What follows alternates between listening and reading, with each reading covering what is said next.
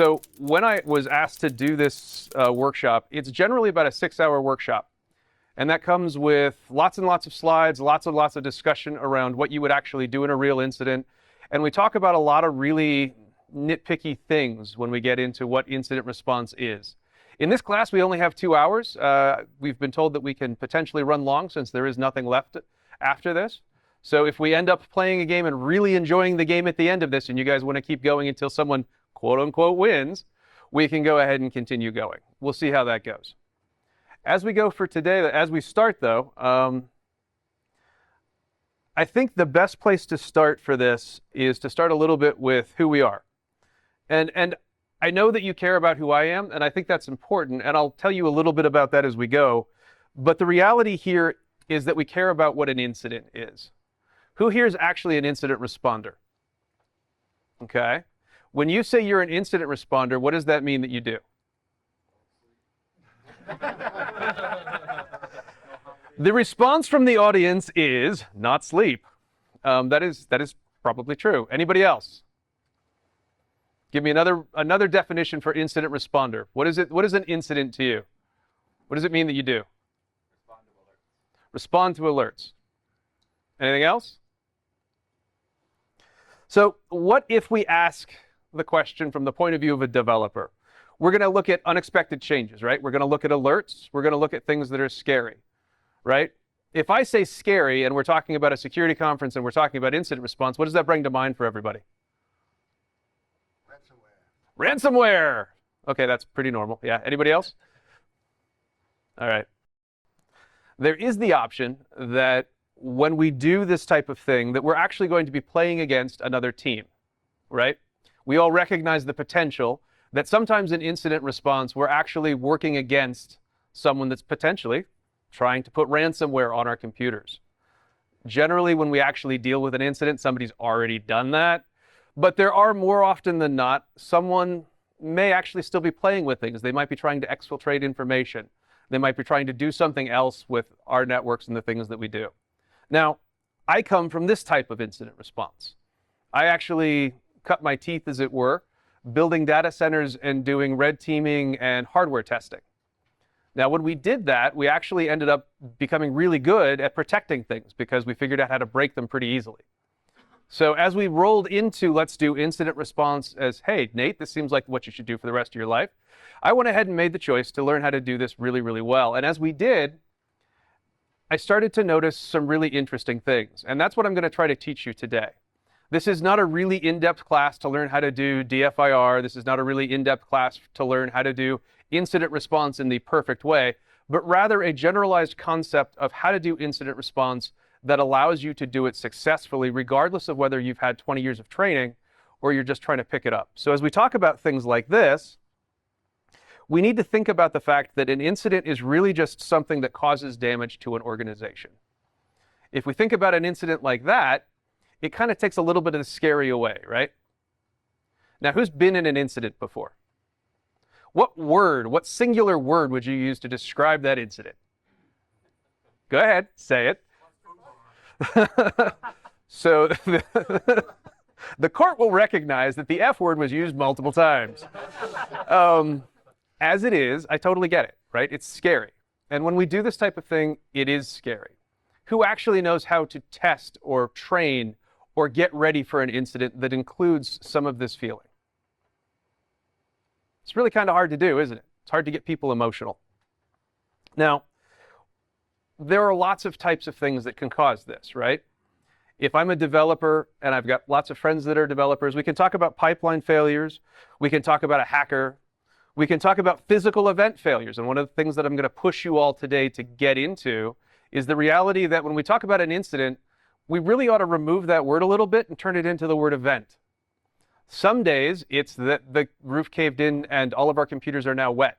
One of the weirdest incidents I ever had to deal with was literally a large automaker. It involved umbrellas and tarps. That's not the incident that you want, but it's also not the, pick your nation state that's trying to break into stuff. But at the same time, we had to figure out how to mitigate water dropping into servers. If we think about what we do as humans in an event, What happens if it's not a cyber event? What would you do if you were walking down the driveway and you realized it was icy? Lower center of gravity. Lower center of gravity. Flat my feet. Okay, so all of a sudden we've decided that we're going to crouch, right? So if we crouch, what does that do? It lowers our center of gravity and it makes it so you won't Fall. Great. So now we're going to lower our center of gravity so we don't slip or fall. If we think about incident response then, and we think about what, your name? Jerry. What Jerry just did, incident response is a structured process organizations use to fix problems, really, right? Now, we all do it every day and we don't really think about it. We actually do this. What Jerry just did was to observe, oh God, I'm on a slippery slope. What am I going to do? I know, I don't want to fall. You know what I'm going to do? I'm going to lower my center of gravity so if I do fall, I don't break my noggin. Or I can actually maybe make it a little bit less bad. So now I've observed, I've oriented, I've decided, and I've acted. Now, I'm not going to get down on my hands and knees like Jerry would have, but you get the point. So what is incident response beyond this over and over and over and over and over and over and over again? There is the argument that preparing is actually 90% of incident response. And I think preparing is 90% of incident response is a great statement to make. However, I will point out that we are observing that incident response is going to happen and we can't avoid it. So realistically, we're going to orient. We've got to do something to fix our problems before they actually happen. We're going to decide to act, and then we're going to do that planning and effort. So I hate to break it to you, this is incident response. Everything that I've ever learned falls into this.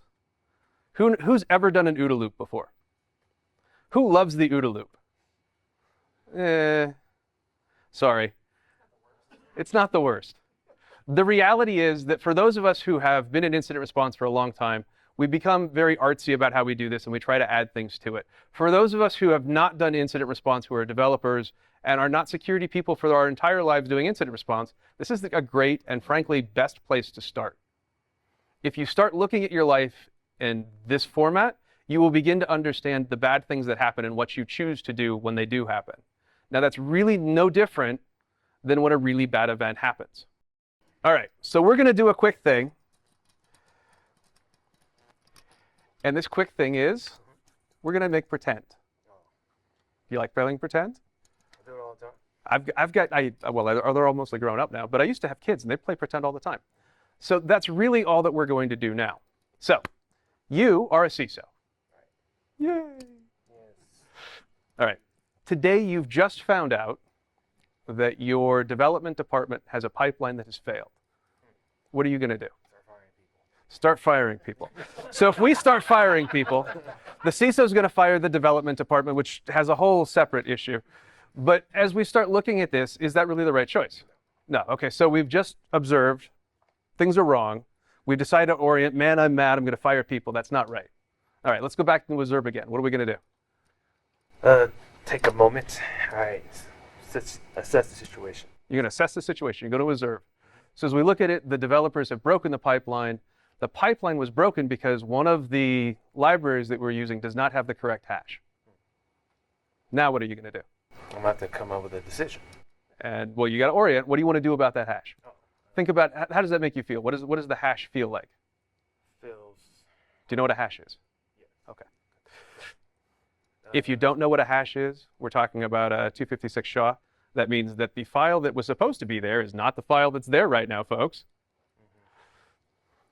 So now I have to probably orient towards the security or information. Right. We're going to go ahead and evaluate whether or not this is actually a threat.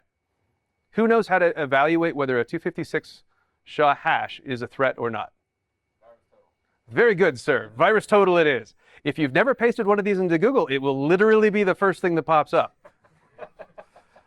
If you do that, you will also find out that 50,000 other people have probably pasted in your Cobalt Strike beacon. And that is now the problem. Now, all joking aside, thank you. This is not hard, right? We're able to work through some basic things very quickly. Now, as we go through today, when we talk about how this workshop works, What this is going to be is me splitting you into teams, and then we're going to do some really interesting stuff.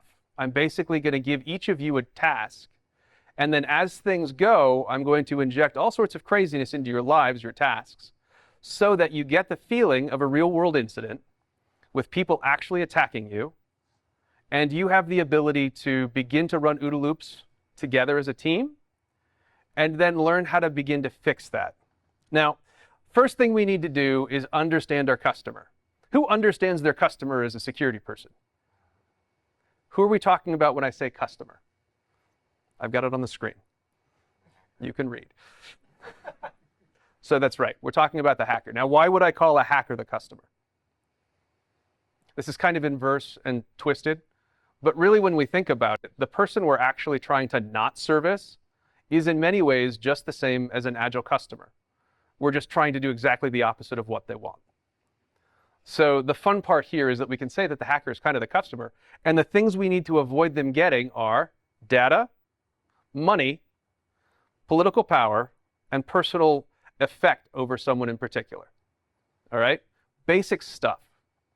Now, as we think about our customer and we think about the things that they're willing to do, and we think about how they're going to approach this, it's pretty clear that we can say that a hacker will go to almost any lengths to hit the target that they actually want to get to, right? Who thinks that the script kiddies out of take your pick of different Eastern European bloc country will go ahead and be nice because they like you and feel bad for you? Is that going to happen? Oh, well, you're very sweet. Okay, you've actually seen it happen. I have never in 25 years ever seen that happen. I would love to have that conversation after this. That would be amazing. To be fair, on that note, I had the Russian language pack installed. That is actually, in some cases, a blocker that some of the attack teams will use. If you actually have Russian language installed, they actually won't crypto lock your computer. So just as a side note, it is kind of an amusing thing. Now, do we all understand what people are going to be attacking? Does anybody have any questions about what people attack? Does anybody have any questions about the lengths that we're allowed to go to attack? Now, you'll note the way I said that. Who here wants to be an attacker? All right. You've now volunteered this row. Thank you. Anybody else? You? Okay. We've got a lot of people in that row. It might slide you over. All right. So the way this is going to work is that we're going to go ahead and get to the game. Now, this game is going to be very different. Okay? Who here's played a tabletop before? Oh, look at all of us. This is a bit more like Dungeons and Dragons and a little less like the tabletop you played at your company. The goal here is to do tabletops in such a way that you can learn really, really scary things without feeling like you need to defend the infrastructure you spent your life building. And in my experience, having worked at some really interesting places, AWS, DoD, things like that, when I came to them and said, hey, we're going to go ahead and figure out how to break your stuff, they got really ticked off, mostly because they were prideful about the stuff that they'd built, and rightly so. They'd spent a lot of time doing it. In this type of scenario, we're going to take something totally outside that none of you have ever played with before. We're going to split you into some teams. I'm going to give you a brief that you can read. And in that first turn, which will be about 5 to 10 minutes, I'm going to ask that you pick a leader. If you are the corporate world, you need to pick a CISO.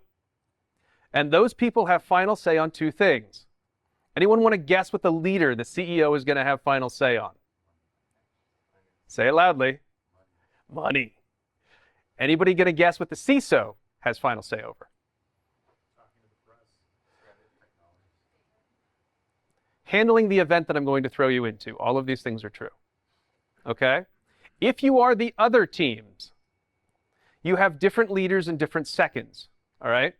But those things don't necessarily negate or change the way you're going to communicate. It might just change the message.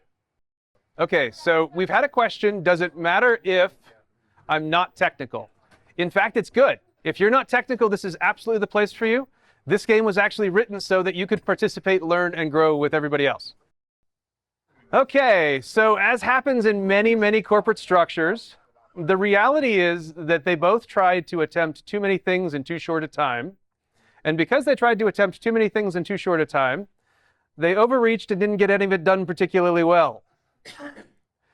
This means that both of them are in kind of a bad place and have decided that it's time to merge.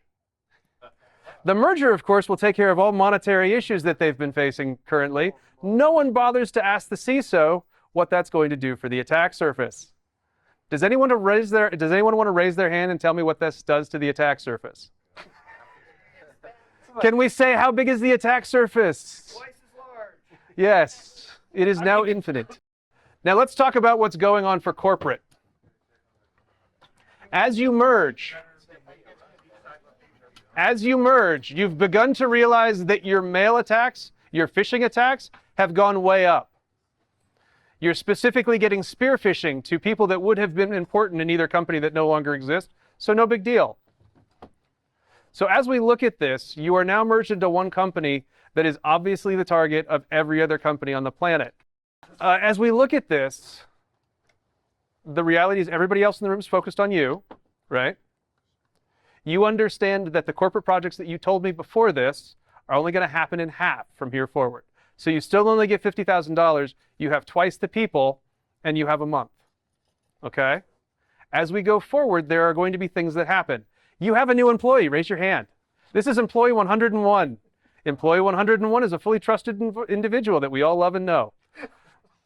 That's why we didn't get a raise. Can anyone say insider threat? Do you want to tell them what you are? Okay. I think that is insider threat too. Obviously, they are trusted and loved and everybody knows them and they still go to their kids' birthday parties. The reality of this situation is pretty normal. Okay? So as we continue to play, you have to figure out how to work together. You have more people, it's harder to manage, it's harder to get things done. Right? It does not make it easy to be larger. Do we all understand that? Yes. Okay. Go ahead. Are we merging our assets? Do we get everything that they had and they get everything that we had? Yeah, it's one thing now. Okay, who's actually talked to me about their OT network?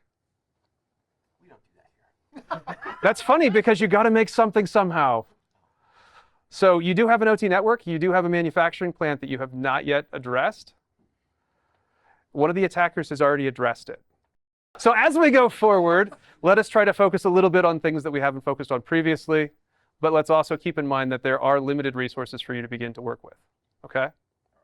So the first issue for you is spear phishing. Second issue is that you begin to see corporate spyware installed. You begin to see some of your laptops go into basically cryptocurrency mining mode, if you will, and some of your servers do really, really silly things, okay? At this point, those of you who have Palo Alto, raise your hands, are seeing exfiltration traffic. Those of us, you guys did XDR, didn't you? We did MDR. MDR? Oh, you've got Red Canary. So Red Canary has raised the flag and said, oh my God, you have all sorts of things on your endpoints. You really need to begin taking care of it. You guys did XDR, didn't you? We have EDR. and MSP. So you guys, so yeah, Red Canary for everybody. Red Canary is totally taking care of you, but at the same time, only half of you actually have XDR. So half of your laptops are really kind of weird, and half of your servers are kind of really, really weird. So good luck.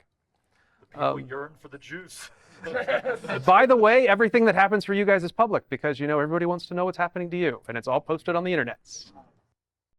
So an outside team that none of you know and has never seen has given the competitors extra money and people.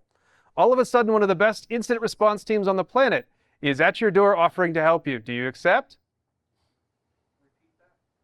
One of the best incident response teams on the planet is at your door offering to help. They are known, they are validated, and you can go to whoever you'd like to, and yes, they are real. The bona fides are for real. Costs you nothing.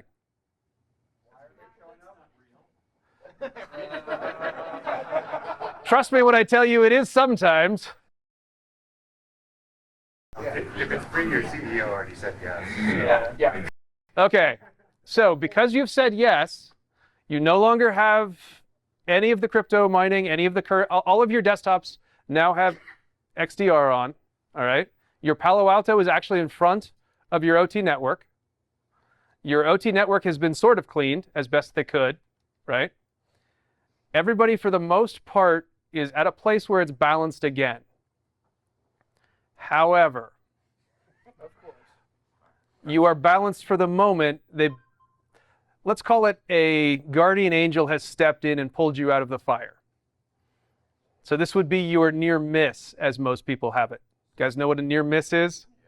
Okay, so they've just had their near miss. As a side note, it looks like these people are attacking you. Let's get him. We put the physical and physical. There is a new regulatory fine that has been placed. Anybody who steals information from these people will be fined into non-existence. Now, that said, none of you are in the same country, so it really doesn't matter. Which country are they from? Others. In an effort not to piss anybody off, others. Okay, so a development has occurred. One of the previous juice companies is now known as X. As it turns out, the attack that was perpetrated against the corporate company was actually done by the nephew of the CEO of those guys over there. And honestly, it was really them, I swear to God. They paid me to do it. I'm sorry. The dude has been fired. This is now X. They've rebranded, totally different company.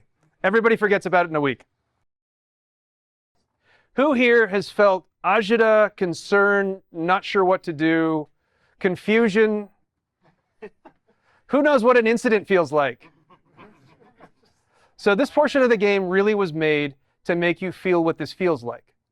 It was made to make you feel confusion. It was made to make you feel trepidation, to not know what you really wanted to do, to not know what you were supposed to do. Okay? Did I achieve that? Okay, cool. Well, beautiful, beautiful retcon. For those of us who don't know, retcon is the word that a dungeon master or game master uses when he's screwed up and making it better. At this point, and just so we're all aware, this is actually a real-world event. This is exactly what happened to me that I had to go clean up, and I was literally the individual that got sent to CorpCon with bona fides and government, yeah, he's okay, let him do it. So this stuff really does happen, and it is really creepy, and it is kind of funky, and we'll get to a real-world COE, or correction of error, here in a little bit, where we'll talk about what actually should have happened and how we could have corrected something like this so it doesn't happen again. And I'll let you ask me some questions, and I'll give you some really terrifying Halloween-y types of stories that actually happened during this event that will probably make it so none of you sleep tonight. Okay? I'm union. So just keep in mind that right now we are playing with effectively something that the FDA would actually have to validate. So right now we're playing with an OT network that has been merged from another OT network that the FDA would have to approve and make sure that you're actually making good stuff before they let you sell it to someone else. So you have to prove control. Now you've had people inside of your network. Can you prove control? So this is a really awkward point that I've been trying to make to the FDA for about a year and a half now, is that incident response is a really sticky thing, and we really need to figure out how we're going to deal with it better than we do right now. And we don't deal very well with it at all when we talk about situations like this. I'm going to go ahead and go off mic and see what they're going to do to defend themselves in a last-ditch effort from our attackers, our script kiddies who are just about to sell the goods, if I'm guessing. So at this point, we now have 3 patents that have been raised in 3 different countries. The patents are not the same. One of them includes rat poison. No one knows which is the real patent, except for you guys, because you actually know which one is real. Well, the actual recipe, if you will. As we think about how this is going to happen, realistically, what's going on now is the script kiddies have begun posting online that they have hacked your company. They have posted part of the recipe online and said that it doesn't actually make you live forever, but rather will kill you in a year. You've been in the game for about 6 months at this point. So here's the thing. You guys know it's not true, and you guys know it's not true. Nobody else knows it's not true. The NSA online, you guys also know that it's not true. All right? From the attacker point of view, you don't know where this information is coming from. For all intents and purposes as attackers, it looks like it's coming from the FDA.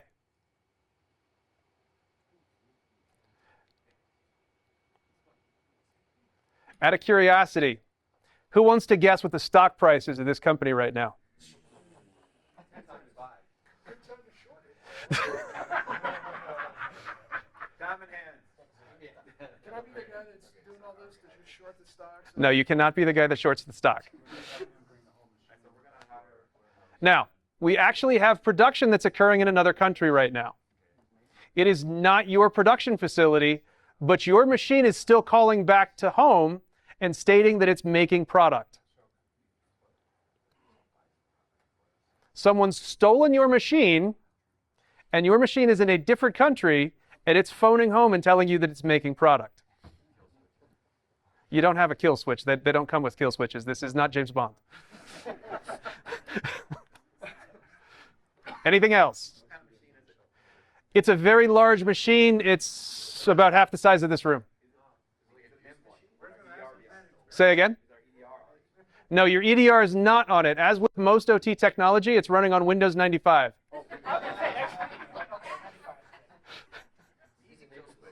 Easy kill switch. Yeah. Do you know what Windows 95 did not ship with? It did not ship with a TCP stack at all, so there is no kill switch. Nice try, though. Not a joke. Yeah. Something is beaconing, not necessarily Windows 95.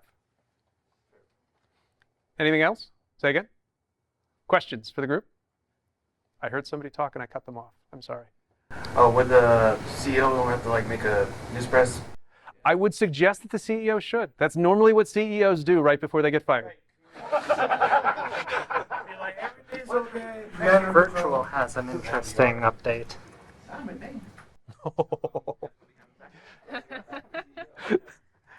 And as soon as it began reporting that it was indeed going ahead and doing stuff and making like juice in another country, all of a sudden it made juice a lot faster and then died. So that machine is now offline. One of the things that I used to do as a job was to break into data centers. That was one of the red team fun things that I got to play and do. I've broken into most of the data centers in the late 90s, early 2000s on the East Coast. I do. And the number of times that I literally had to walk in with a stack of batteries or something and just walk right back to where the stuff that I was supposed to get into was, it was foolishly easy. And it's still foolishly easy. Less than 2 years ago, I was able to break into a large bank's data center. So as much as we would love to say that it's not possible, the machine that was this big, yeah, just walked away because it was under maintenance. They'll give you a new one. It'll be fine. Everybody signed for it, totally approved, looked entirely legit. Okay, the president of whatever country this is has decided to step up and say that the FDA has done a full investigation and their stuff is actually great. So all the people that shorted the stock are now out of money, and all the people that had invested in the company are doing quite well. Their stock doubles in the course of a day. Yay! Yeah! We do know that this is actually the recipe, and we do know that they have the recipe, and we do know that this team has the recipe. And we do know that this team has the recipe. So you now all have the recipe. How much is the How much is the recipe now worth? Well, I mean, you could make the argument that you're the patent holders on the recipe, and we could enforce it. You totally could. You can totally enforce patents in your own country. So in your country, you are indeed the best maker of juice that there is. So are you. And so are you. And heck, you guys might as well open a shop in the corner. I'm saying. All right. So let's all go ahead and sit back down, and we'll go ahead and do the rest of the talk. So people did find or didn't find the OODA loop thing helpful. I really find that to be the best thing. Like, as I've gone through incidents over my life, this is one of the things that I keep coming back to, that Even though it's horribly simple, it really does pay off. Who remembered to write things down as they were going through their incidents? A couple of us did. I like that quite a bit. That's one of the things that most incident responders forget to do until they get into it for a few years and then realize, gee, it would have been nice to know. Now, one of the things that comes up with why it's nice to know is the COE, sometimes called post-mortem, after action. Lessons learned. So one of the things that I've seen as an incident responder over many, many years is that people like to get through the incident and everybody calms down, everybody goes home, and nobody talks about what's actually happened. And one of the most important things to think about when you go through an incident or an event of any type is A, you should write it down. So when you get to this stage, you have things to talk about. I like to actually make copies of logs so that I can have a legit discussion with, you're going to be my developer if that's all right, a development friend or an operational friend, and be able to discuss exactly what happened and go back to the logs and point it out. Part of this comes back to all of your logs actually being taken and making sure you're really getting logs, and that's all good. And sometimes as incident responders, we don't have that. But at very least, we should have our notes. And even if we have to go down to like iPhone taking pictures of screens, it's at least a start. When we get to this point and we begin to discuss what really is happening, it's important to do a couple of things. One, we have to be very, very horribly honest. Two, we can't deal with the fact that if we are horribly honest, we might get fired. So as managers, as people who own companies, as people who do incident response, we need to move towards a safe space so that we can all talk about it. If we can't be honest, if developers can't feel like they can be honest, if operationalists can't feel like they can be honest, this isn't going to work. Okay? We have to get to the root of what actually happened so that we can make it not actually happen again. Who are our insiders? If our insiders are the people giving us help on our after action report, what ends up happening? They shift the attention away from the issue. So it's important to remember that we have to be honest and make sure that everybody goes back to logs. And even if they're insiders, they will go back to logs and make honest correlations with logs. And it removes some of the threat. Does anybody have any other questions about this right now? I can say a few more things about this, and I'd like to, but I want to make sure we get you out of here so you can go ride the bull. And have steak. So does everybody get why this is important? So this is the most important thing I can share with you right now. There's actually a link here that will let you go to the AWS version of how to do this, and it includes something called 5 whys. And that's your ability to get to why did this happen? And part of that is engineers and operationalists and security people all working together to be honest about what's actually happening and write it down. I get why some people don't necessarily like doing stuff from AWS. It's not a statement that AWS does everything really, really well, but it is a statement that this is a particularly good way to do it. All right, have we all had fun? Yes. Okay. Was this what you expected from a workshop? No. Good. Now, do you want to know what really happened? Yes. All right. So a long time ago in a galaxy far, far away, for a company that I'm not going to tell you that didn't make juice, there was a merger that occurred and 2 companies became 1 company. When that happened, effectively, we saw an attack surface that was quite large.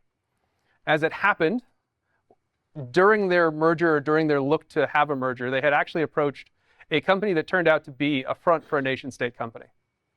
They didn't realize that. The nation-state company was somewhat peeved when the government of that country didn't allow this to go through. So as things happen, that country actually began to attack this particular target. Who wants to guess how long that attack went on? 2 years. Actually, 2 years is right. So their dwell time was a little over 2 years. In that 2 years, they were able to pretty much do anything they wanted to the company and had pretty much carte blanche for all of the servers. Who wants to guess whether I was called in at this point? I was not. Nobody even knew what was happening. Sophos was ringing like a bell in the back room. However, the administrators that were responsible for this particular facility never went in the back room. So enter our second attack team. Bad things happen like COVID sometimes, and they kick off larger worldwide events. And sometimes people who are in positions of power piss off nation-state actors. We've seen it happen quite a bit with the Ukrainians. We've seen it happen all over the place, really, through COVID. When that happened in this particular case, the second attack team was basically told to come in and level this place, but take all of the IP that they could get. So, during that attack, they accidentally tripped over our first attack team. And as humans are humans and want to do, they made a mistake. They accidentally tripped the system that was supposed to basically sweep up the tracks of the first attack team. And so ransomware became a new thing for this particular company. It was encrypted 5 times.